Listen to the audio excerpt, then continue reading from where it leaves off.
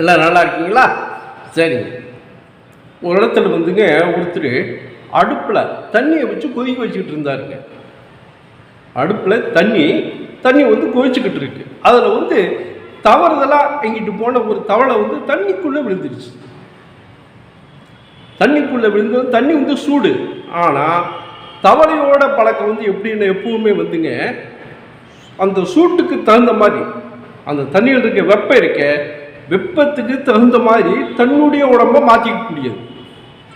அது தண்ணியில் சுடுதண்ணீர் விழுந்துட்டாலும் அந்த வெப்பத்துக்கு தகுந்த மாதிரி தன்னுடைய உடம்பை மாற்றிக்கிட்டே இருந்துச்சு. தண்ணி கொஞ்சம் கொஞ்சமாக சூடாகிக்கிட்டு இருக்கு. சூடாக இதுவும் தன்னுடைய உடம்புடைய அந்த தன்மையை வந்து அந்த வெப்பத்துக்கு தகுந்த மாதிரி மாற்றிக்கிட்டே இருக்கு. ஆனால் இதெல்லாம் முடிச்சு கொஞ்சம் தண்ணி வந்து நல்லா கொதிக்க ஆரம்பிச்சிருச்சு. அதாவது அந்த 100 சென்டிகிரேட்னு சொல்கிறாங்கல்ல, அந்த மாதிரி வந்து ஃபுல்லாக சூடாயிடுச்சு. சூடானதும் இந்த தவளையினால் அதை வந்து தாங்க முடியல. ஆனால் முன்னையே வந்து தண்ணி சூடாக இருக்குன்னு வெளியே போயிடலான்னு பூச்சி வெளியே வந்துருந்தால் தவளை வந்து வெளியே வந்திருக்க முடியும். இப்போ வந்து சரி தாங்க முடியலன்னு சொல்லி வெளியே வரலான்னு சொல்லி முயற்சி பண்ணும்போது அதனால் முடியல. ஏன்னா தன்னுடைய உடம்பு வந்து அந்த வெப்பத்துக்கு தகுந்த மாதிரி அப்பப்போ மாற்றிக்கிட்டே இருந்துச்சா. மாற்றிக்கிட்டே இருக்கும்போது தன்னுடைய உடம்புல இருக்க பலம் பூரா போயிடுச்சு.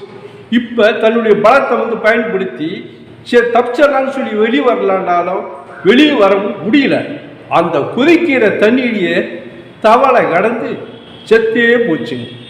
இப்போவுமேங்க இப்படித்தான் நம்ம அந்த நேரத்தை பயன்படுத்தி நம்ம வந்தால் தான் வர முடியும்.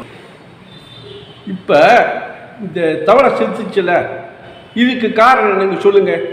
நீங்கள் வந்து ஈஸியாக சொல்லிடுவீங்க, தண்ணி கொதிச்சுக்கிட்டு இருக்குல்ல, தண்ணி தான் அப்படின்னு. கிடையவே கிடையாதுங்க.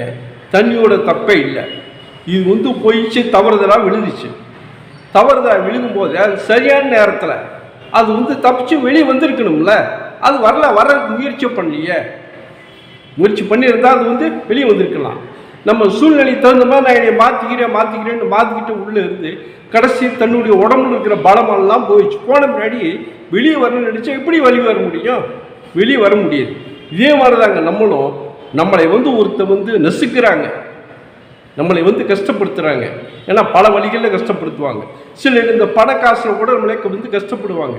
கடைசியில் அனுசரித்து போகலான்ட்டு இருந்தால் கடைசி நம்மளை ஒன்றுமே இல்லாமல் ஆக்கிடுவாங்க. அதனால் அந்த சரியான நேரத்தில் சரியான முடிவெடுத்து அவங்க விட்டு நம்ம வந்து விலகிடணும். விலகலை நம்ம வந்து இதே மாதிரி தான் இந்த தவளைக்காக தான் நம்மளுக்கும். அதனால அந்த அனுசரித்து போகணுங்கிறது அந்த குறிப்பிட்ட நேரம் வண்டியும் தான். அப்புறம் வெளியேற வேண்டிய நேரம் வந்துச்சுன்னா நம்ம வந்து கரெக்டாக அதை புரிஞ்சுக்கிட்டு வெளியேறினா தான் நம்ம வந்து வாழ முடியும், தப்பிக்க முடியுங்க.